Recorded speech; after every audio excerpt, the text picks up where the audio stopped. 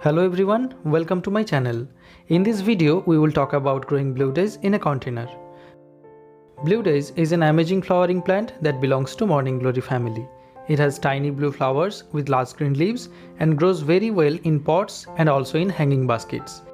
So if you are looking for a plant that takes less care but still blooms profusely, then this is the ideal plant. Evolvulus or blue daze generally originates from South America. It loves hot and humid weather, tolerates drought, but grows exceptionally well in presence of adequate soil moisture. So to grow them, choose a place with at least 6 to 8 hours of full sunlight. It is a short plant with horizontal growth habit, but if kept in shade, the stems tend to become leggy, unattractive, and flowering will be less. It is a quite hardy plant, so harsh weather will not have an impact despite keeping blue daze in warm and sunny location. However, yellowing of leaves or root rot can occur if soil is kept wet and soggy for a long time.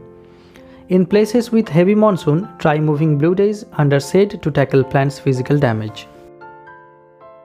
Blue daze can quickly adapt to a wide range of soil types. However, it grows best in sandy, well-draining, fertile media.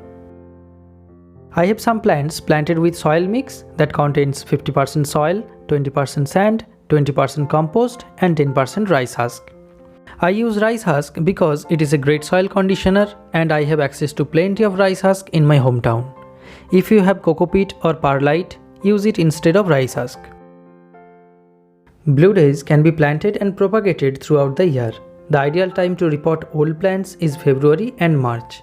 When repotting old plants, remove the plant out of the pot, cut the root ball in half, also hard prune old stems and plant it using same soil mixture mentioned earlier in the video. An 8-inch or 10-inch container is a great choice for blue daze. We can propagate this beautiful plant by taking semi-hard cuttings. They roots quite easily, so you will have lot of plants in no time. For thriving and crazy flowering, blue daze doesn't need too much fertilizer.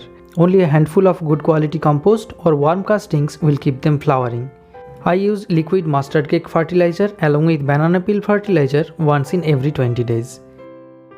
In excess use of nitrogenous fertilizer, blue daze sends out long, vigorous stems but no flowers. In that scenario, prune them back to desirable size and apply potassium-based fertilizer to promote flowering. Pest attacks don't happen too often in blue daze. But if any pest infection happens, spray neem oil all over the plant once or twice until they are gone. That's all we have to do for vigorous blue daze with lots of blooms. So get a plant and start enjoying blue little beauties. Until then, subscribe Gardening Escape and keep enjoying the videos. Thanks for watching, stay fit and happy gardening.